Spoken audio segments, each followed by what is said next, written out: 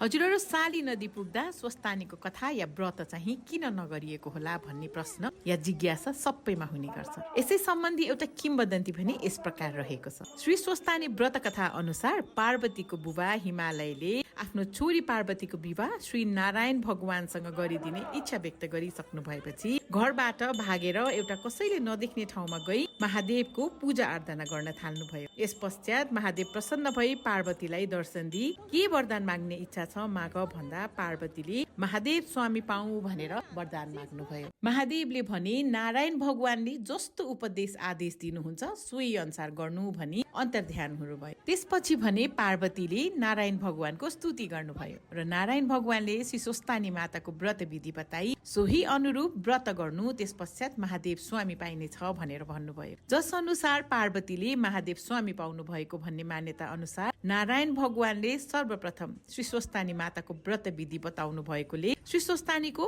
पूजा पूर्व माधव नारायणको पूजा आरम्भ भएको मान्यता रहिआएको छ।